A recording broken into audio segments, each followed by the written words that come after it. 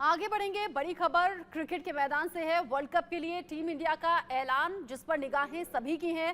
रोहित शर्मा कप्तान, हार्दिक पांड्या उप कप्तान इसमें चुने गए हैं। ऋषभ पंत की टीम इंडिया में वापसी को लेकर चर्चाएं बहुत ज्यादा हैं।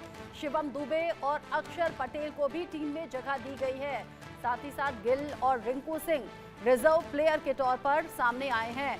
जिस तरीके से टीम का चयन किया गया है उसको लेकर चर्चा काफी ज्यादा है। सवाल ये कि क्या बेहतर प्रदर्शन और संगठित तरीके से ये टीम आगे परफॉर्म भी उसी तरीके से मैदान में करेगी क्या? ऋषभ पंत जो कि लंबे वक्त से वापसी का इंतजार कर रहे थे, फिजिकल फिटनेस पर ध्यान दे रहे थे। ऋषभ पंत जिस तरीके से एक्सीडेंट का शिकार हुए थे उसके बाद निगाहें थी कि T20 वर्ल्ड कप टीम में क्या फिर से शामिल होंगे, तो वापसी हो गई है। ऋषभ पंत के फैंस के लिए ये अच्छी खबर है। रोहित शर्मा कप्तान के तौर पर जिम्मेदारी निभाने वाले हैं। शिवम दुबे, अक्षर पटेल को भी टीम में जगह दी गई है। गिल और रिंकू को रखा गया है रिजर्व प्लेयर के तौर पर।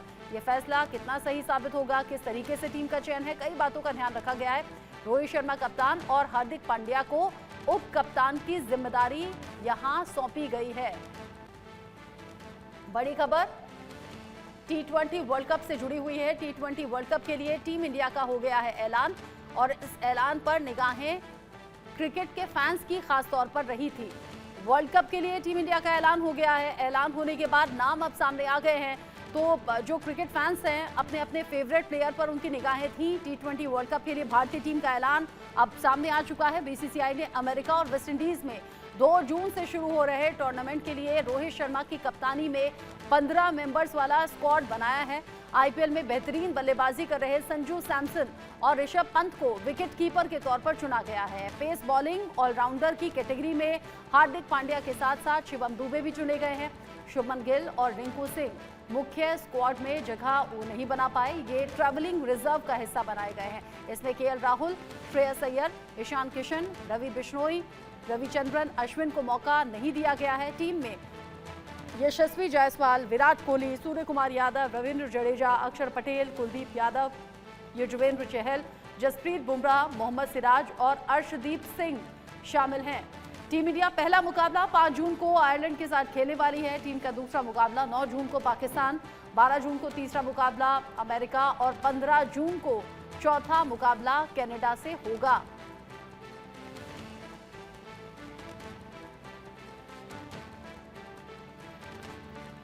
अब T20 के लिए T20 वर्ल्ड कप के लिए टीम इंडिया का ऐलान हो गया है, चयन हो गया है। इन प्लेयर्स पर निगाहें सभी की थी। इस पर बात करने के लिए मनोज जोशी मेरे साथ जुड़ गए हैं स्टूडियो में। साथ ही उनकी भी निगाहें थी कि आखिर कब टीम का ऐलान होगा। तो टीम का ऐलान हो गया है मनोज जी, और अब एक बार फिर से रोहित शर्मा की कप्तानी में ही टीम परफॉर्म करने के लिए तैयार है।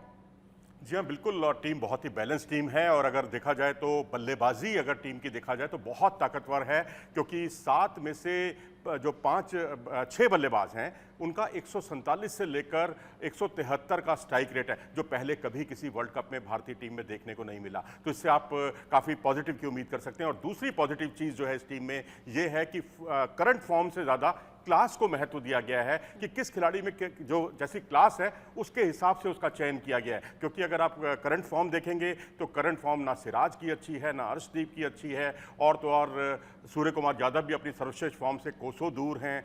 रोहित शर्मा उतने कंसिस्टेंट नहीं हैं, लेकिन इन सभी खिलाड़ियों में क्लास है।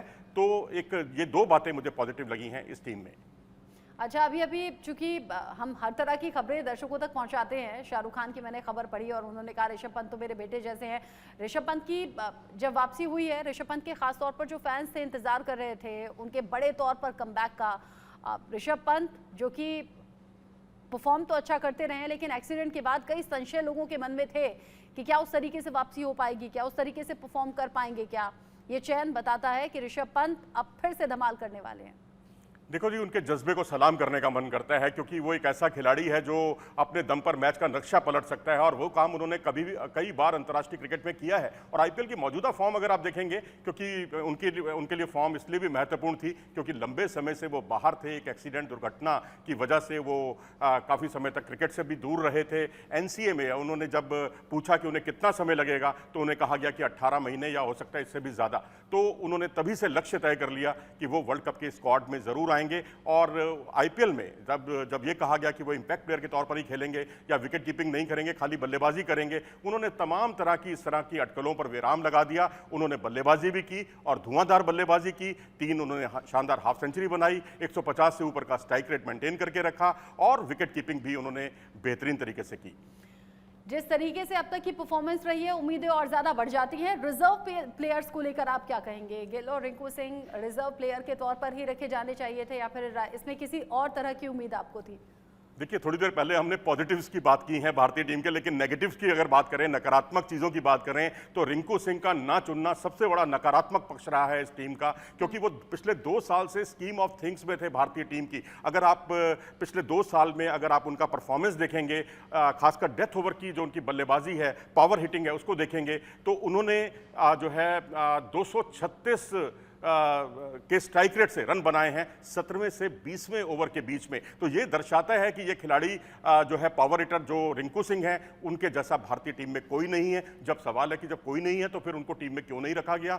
शायद इसलिए कि शिवम वर्मा जो है स्ट्रोक्स खेल रहे हैं, बड़े बड़े स्ट्रोक्स खेल रहे हैं, लेकिन वो भैया नंबर 4 पर बल्लेबाजी कर रहे हैं। नंबर 4 पर उनको T20 वर्ल्ड कप में नंबर 4 पर जगह मिलने वाली नहीं है। वो खेलेंगे तो नंबर 6 पे खेलेंगे, क्योंकि नंबर 4 पर हमारे पास दुनिया का नंबर 1 बल्लेबाज सूर्य कुमार यादव मौजूद है, वो नंबर 4 पर खेलेंगे। ये नंबर 6 या नंबर 7 पर ही, और वो भी तब जबकि हार्दिक पांड्या उपलब्ध नहीं होंगे या इंजरी प्रोन उनका शरीर है, अगर वो आउट हो जाते हैं तभी शिवम दुबे को टीम में जगह मिल सकती है। और शिवम दुबे का जो आखिरी ओवरों का या जो 6ठे और 7वें नंबर का जो स्ट्राइक रेट है, बहुत ही डराने वाला है। एक मौके पर उन्होंने 6ठे नंबर पर जो है 104 का उनका स्ट्राइक रेट है कुल मिलाकर, और नंबर 7 पर उनका स्ट्राइक रेट 111 का है, जो आज के आधुनिक क्रिकेट के परिवेश में कहीं मेल नहीं खाता। तो शिवम दुबे को एक कवर के तौर पर टीम में शामिल किया गया है, और वो भी हार्दिक पांड्या का। तो उनकी जगह पर अगर रिंकू सिंह को टीम में शामिल किया जाता तो कहाँ 110 का स्ट्राइक रेट, 111 का स्ट्राइक रेट, और कहाँ 237 का स्ट्राइक रेट पावर प्ले में,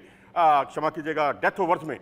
मैं समझता हूँ बहुत ज़मीन आसमान का अंतर है। ये बहुत बड़ी भूल हुई है, मैं कहूँगा सिलेक्टर से। ये वो खिलाड़ी है रिंकू सिंह जिसने ऑस्ट्रेलिया के खिलाफ 9 गेंदों पर 31 रन की ये पारी खेलता है। यही खिलाड़ी इसी आईपीएल में 6 गेंदों पर 26 रन की पारी खेलता है। आखिर आधार क्या है इस बात का उनको बाहर करने का? मेरी तो समझ से बिल्कुल परे है। देखिए, चूंकि आप स्पोर्ट्स एडिटर भी हैं और आप खुलकर अपनी राय रख रहे हैं, जो कि अप्रिशिएबल भी है। जो पॉजिटिव है वो पॉजिटिव बताना है, जहां खामी रह गई है जो, या फिर जो आम व्यूअर के लिहाज से या फिर क्रिकेट फैंस के लिहाज से ठीक नहीं है, वो भी आप खुलकर बात कर रहे हैं। अच्छा, रोहित शर्मा कप्तान और उप कप्तान हार्दिक पांड्या, इतना तो मुझे लगता है कि किसी ने भी अनुमान लगाया, लेकिन बाकी जो प्लेयर्स का चुनाव किया गया है उसमें किसको ज्यादा मौका दे दिया गया, किस पर ज्यादा भरोसा कर लिया गया जरूरत से ज्यादा, और कौन था जिसे अंडर एस्टिमेट कर दिया गया रिंकू सिंह के साथ साथ? देखिए, अभी आपने शुरू में रोहित शर्मा और हार्दिक पांड्या की बात की, कप्तान और उप कप्तान की बात की। कप्तान के तौर पर रोहित शर्मा, उन्होंने बहुत भारत को बायलैटरल सीरीज जिताई हैं, बस एक आईसीसी ट्रॉफी की दरकार है भारत को। और रही बात हार्दिक पांड्या की, मैं कतई सहमत नहीं हूं कि उनको आप उप कप्तान के तौर पर टीम में शामिल करते, क्योंकि एक उप कप्तान का मतलब और कप्तान का मतलब ये होता है कि वो कम से कम सारे मैच खेले, आपका शरीर इंजरी प्रोन ना हो। लेकिन हार्दिक पांड्या को हमने 2021 में देखा, उन्होंने बॉलिंग ही नहीं की। बॉलिंग की तो बहुत ही छुटपुट तरीके से कुछ एक ओवर किए, क्योंकि उनके लोअर बैक की समस्या आ गई थी उनके साथ। फिर उसके बाद 2023 का जो ओडीआई का वर्ल्ड कप था, उसमें देखें आप, बांग्लादेश के खिलाफ फील्डिंग करते हुए उनको इंजरी की शिकायत हुई और वो पूरे टूर्नामेंट से रुखसत हो गए थे, बाहर हो गए थे। तो ऐसी स्थिति में जो खिलाड़ी इंजरी प्रोन शरीर हो और तमाम बड़े टूर्नामेंट्स में पूरे मैच ना खेल पाता हो, उसको उप कप्तानी की जिम्मेदारी सौंपना मेरे ख्याल से न्याय संगत नहीं है। इसमें ऋषभ पंत को अगर उप कप्तानी सौंपी जाती तो मेरे ख्याल से बेहतर रहता, और ये एक आलोचना का एक बड़ा पहलू है। जी, मैं ये पूछने भी वाली थी कि हार्दिक पांड्या को अगर उप कप्तान के तौर पर आप नहीं देख रहे हैं तो फिर वहां किसका नाम है? यहाँ आपने ऋषभ पंत का नाम ले लिया। ऋषभ पंत जिन्होंने, आपने कहा कि उम्मीद से बेहतर उन्होंने रिकवरी दिखाई और फिर उस अपनी विल पावर को स्ट्रॉन्ग करते हुए उन्होंने क्रिकेट के मैदान पर वापसी की, और अब क्रिकेट फैंस, खासतौर से ऋषभ पंत के जो फैंस थे, उनकी उम्मीदों को उन्होंने बिल्कुल भी ऐसा नहीं है कि जाने दिया, बल्कि उम्मीदों पर खरा उतरने की कोशिश की, उतर भी रहे हैं। अब टीम पर आ जाते हैं। टीम में कौन कौन से वो चेहरे हैं जिन्होंने आपको चौंका दिया, जो आपको लग रहा है कि नहीं होने चाहिए थे यहाँ पर? देखिए, मेरे ख्याल से जो टीम का है कंपोजिशन देखें तो फास्ट बॉलिंग भी एक सवालों के घेरे में है। आपके पास 3 फास्ट बॉलर आपने चुने हैं। जसप्रीत बुमराह जो पिछली बार नहीं थे पिछले वर्ल्ड कप में, उनका आना टीम में बहुत उपयोगी साबित हो सकता है, एसेट साबित हो सकता है, तुरूप का पत्ता साबित हो सकता है। लेकिन उनके साथ में आपने मोहम्मद सिराज को चुना, ठीक है भाई, आपके पास विकल्पों की कमी है। आपने अर्शदीप को चुना जो पिछली बार भी मौजूद थे, यही एक फास्ट बॉलर था जो पिछली बार भी गेंदबाजी करता हुआ दिखा था। लेकिन इसके बाद जो चौथा तेज गेंदबाज है वो हमारे पास एक ऑलराउंडर है और वो है हार्दिक पांड्या। उनकी किस तरह से धुनाई हो रही है, किस तरह से उनके रनों पर गेंदबाजी पर रन बन रहे हैं, वो किसी से छुपा नहीं है। लेकिन अगर आप साइमल्टेनियसली जिन टीमों से हमारा मुकाबला होना है इस वर्ल्ड कप में या प्लेऑफ के बाद के मुकाबलों में, उन टीमों का अगर आप आकलन देखेंगे, आज थोड़ी देर पहले ही ऑस्ट्रेलिया की टीम घोषित हुई है जिसमें 4 फास्ट बॉलर हैं और 3 फास्ट बॉलिंग ऑलराउंडर हैं, जबकि आपके पास 3 जमा 1 है। मतलब आपके पास 3 विशुद्ध रूप से तेज गेंदबाज हैं और 1 फास्ट बॉलिंग ऑलराउंडर है। इसी तरह से अगर आप न्यूजीलैंड को देखेंगे, उन्होंने भी 4 फास्ट बॉलर और 2 ऑलराउंडर फास्ट बॉलिंग ऑलराउंडर रखे हैं। ऐसे इंग्लैंड को देखेंगे, उन्होंने भी 4 फास्ट बॉलर रखे हैं और 2 जो हैं उनके पास फास्ट बॉलिंग ऑलराउंडर हैं। तो साउथ अफ्रीका को देखें तो उन्होंने भी 4 फास्ट बॉलर रखे हैं और 2 उनके पास फास्ट बॉलिंग ऑलराउंडर हैं। लेकिन भारतीय टीम के पास जो है एक मुझे लगता है तेज गेंदबाज कम है, और क्योंकि शमी मौजूद नहीं है। शमी होते तो मैं समझता कि जिस तरह से उन्होंने वर्ल्ड कप में, ओडीआई वर्ल्ड कप में कमाल का प्रदर्शन किया था, 2 मैच कम खेलते हुए भी उन्होंने सबसे ज़्यादा विकेट चटकाए थे। तो मुझे लगता है कि यहाँ शमी नहीं है, इंजर्ड हैं, तो यहाँ किसी दूसरे तेज गेंदबाज को टीम में शामिल करना चाहिए था। चाहे वो खलील होते, खलील को आपने एक्स्ट्राज में रखा है, स्टैंड बाई में रखा है, वो मुख्य टीम में होने चाहिए थे। उनका प्रदर्शन बहुत अच्छा है, बाएं हाथ के तेज गेंदबाज हैं, एक बाएं हाथ का तेज गेंदबाज का विकल्प मुहैया कराते हैं। उसके अलावा जो है मैं समझता हूँ कि अगर 4 फास्ट बॉलर होते तो आपके पास ज़्यादा विकल्प होते और किसी भी खिलाड़ी के इंजर्ड होने की जो संभावना होती है वो तेज गेंदबाज की सबसे अधिक होती है। तो ऐसी स्थिति में आप एक अक्षर पटेल को कम कर सकते थे, क्योंकि जडेजा के वो कवर के तौर पर ही जा रहे हैं, उन्होंने बाहर ही बैठना है। तो कहीं अच्छा होता कि आप तेज गेंदबाज को मुख्य टीम में शामिल करते। लेकिन फिर भी मैं कुल मिलाकर यही कहूंगा कि अब जो भी टीम चुनी गई है, हम एक भारतवासी होने के नाते हमें उसको बैक करना चाहिए, उसको समर्थन करना चाहिए। क्योंकि आपने पूछा है आलोचनाएं, तो आलोचनाएं यही हैं कि फास्ट बॉलिंग जब तमाम टीमें 4 फास्ट बॉलर विशुद्ध रूप से रख रही हैं तो हमें भी रखना चाहिए था, क्योंकि हमारे पास विकल्प थे। अच्छा, कॉम्पिटिटिव टीम कौन कौन सी है ये मैं आपसे सवाल करती, लेकिन आपने ऑलरेडी बताया कि भाई फला टीम में क्या क्या तैयारियां हैं और उनके मुकाबले हम कहाँ टिकते हैं, कहाँ स्टैंड करते हुए नजर आते हैं। अच्छा मनोज जी, चूंकि जब टीम का सिलेक्शन होता है किसी भी बड़े मुकाबले के लिए तो हर बात का ध्यान रखा जाता है, उसे आप बारीक तौर पर समझा पाएंगे कि छोटा पहलू दर्शकों के सामने रख पाएंगे। जितना मैं समझती हूँ भाई, आपके पास अच्छे बैटर होने चाहिए, साथ ही आपके पास अच्छे गेंदबाज होने चाहिए, आपके पास अच्छी फील्डिंग होनी चाहिए, विकेट कीपिंग होनी चाहिए। यहाँ जो टीम का चयन है उन सभी बातों का अच्छा बैलेंस क्या आपको नजर आता है? देखिए, फिर हम पॉजिटिव्स पर आ गए हैं। अच्छा बैलेंस तो यही है कि हमारी बल्लेबाजी बहुत स्ट्रांग है और अगर सभी खिलाड़ी अपनी क्षमताओं के अनुकूल प्रदर्शन करते हैं तो क्षमताओं की कमी किसी भी खिलाड़ी में नहीं है जो भी चुने गए हैं। मैं ये नहीं कहूँगा कि जिनका चयन किया गया उस पर चयन पर कोई सवालिया निशान है। हम सिर्फ ये बात जोड़ रहे हैं कि एक तेज़ गेंदबाज अतिरिक्त होना चाहिए था। रिंकू सिंह जो आखिरी ओवरों के फनकार माने जाते हैं, 236 की स्ट्राइक रेट से पिछले 2 साल से लगातार रन बना रहे हैं, स्कीम ऑफ थिंग्स में हैं, उनको टीम में ना चयन करके कई तरह के सवाल खड़े किए हैं। लेकिन रही बात पॉजिटिव की, तो ये पिछले कई वर्षों की पहली ऐसी टीम मैं देख रहा हूं जिसका स्ट्राइक रेट बहुत ऊपर है। रोहित शर्मा जो 120 से 130 के स्ट्राइक रेट से रन बनाते थे, वो अब 161 के स्ट्राइक रेट से रन बना रहे हैं। विराट कोहली की स्ट्राइक रेट पर अक्सर सवालिया निशान लगता था, लेकिन विराट कोहली ने अब 148 से 147 की स्ट्राइक रेट से निरंतर रन बना रहे हैं और कुछ एक मैचों में तो उन्होंने बहुत ही कमाल का प्रदर्शन किया है।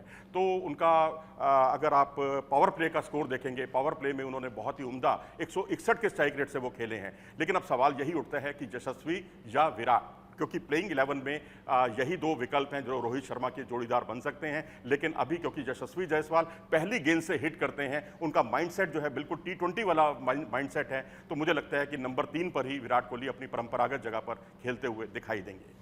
अच्छा, चूंकि आपने रिंकू सिंह का जिक्र किया है और बड़े बेधड़क अंदाज में किया है, अगर आपको लग रहा है कि रिंकू सिंह को टीम में रिजर्व प्लेयर के तौर पर रखकर गलती की गई है, तो सीधा मैं आपसे पूछूंगी अगर वो टीम में इन होते तो आउट कौन होता? बिल्कुल निश्चित तौर पर अक्षर पटेल, क्योंकि अक्षर पटेल की टीम में जगह नहीं बन रही। अगर अक्षर पटेल को आपको रखना है प्लेइंग 11 में तो रविंद्र जडेजा की टीम में जगह नहीं बनती, क्योंकि ये T20 क्रिकेट है और T20 क्रिकेट में ठीक है जडेजा फील्डिंग बहुत आउटस्टैंडिंग करते हैं और बॉलिंग उनकी बहुत दमदार है, लेकिन बल्लेबाजी में वो जूझ रहे हैं। तो वहाँ टीम को चयन करना है या तो अक्षर पटेल को या जडेजा को। मैं समझता हूँ जडेजा के साथ ही जाएंगे क्योंकि उनके पास बहुत लंबा तजुर्बा है। तो ऐसी स्थिति में अक्षर पटेल की जगह रिंकू सिंह टीम में होते या उनकी जगह पर कोई फास्ट बॉलर को शामिल किया जाता तो भी स्थिति समझ में आती। लेकिन यहाँ पर जितने भी आपने रखे हैं प्लेयर, सभी कवर वाले प्लेयर रखे हैं, क्योंकि आपने जसविंदर चहल का चयन किया, बहुत अच्छा चयन है। लेकिन क्या आपको लगता है कि कुलदीप यादव और चहल को आप एक साथ खिला पाएंगे? मुझे तो कम से कम नहीं लगता, क्योंकि आपकी टेल बहुत लंबी हो जाएगी। आपको ऑलराउंडर्स चाहिए होंगे तो आप वहाँ पर अक्षर पटेल या जडेजा के साथ ही दोनों में से किसी एक के साथ जा सकते हैं। तो मुझे यही लगता है कि जितने प्लेयर्स रखे गए हैं, कोशिश यही है टीम के चयन में कि कवर हर एक के रखे जाएं। हार्दिक पांड्या नहीं है तो शिवम दुबे हैं, क्योंकि अगर वो फॉर्म में नहीं होते या इंजरी प्रोन उनका शरीर है, वो आउट हो जाते हैं, तो शिवम दुबे उनकी जगह पर बल्लेबाजी करते हुए दिखाई दे सकते हैं। लेकिन सवाल ये उठता है कि हार्दिक पांड्या तो गेंदबाजी भी करते हैं, शिवम दुबे ने लंबे समय से गेंदबाजी नहीं की। पहले उनके कमर में खिंचाव था, फिर चेन्नई सुपर किंग्स ने उनको गेंदबाजी नहीं दी। तो मुझे लगता है कि अब वर्ल्ड कप से पहले अब उनको नेट्स पर रेगुलर जो है बॉलिंग उनसे करानी चाहिए, ताकि वो हार्दिक पांड्या का एक मजबूत विकल्प बनकर उभर कर सामने आए। तो आपने बहुत ही अच्छे तरीके से बता दिया टीम के चयन को लेकर अब क्या सोच है और अब क्रिकेट फैंस किस तरीके की उम्मीद लगाए बैठे थे। हालांकि पॉजिटिव नेगेटिव दोनों ही पहलू हैं। हम यही उम्मीद करते हैं टीम इंडिया बेहतर परफॉर्म करे और बेहतर परफॉर्म के बाद टीम इंडिया के जो फैंस हैं उन्हें खुश होने का मौका एक के बाद एक देती रहे। बहुत शुक्रिया मनोज जोशी जी हमारे साथ जुड़ने के लिए।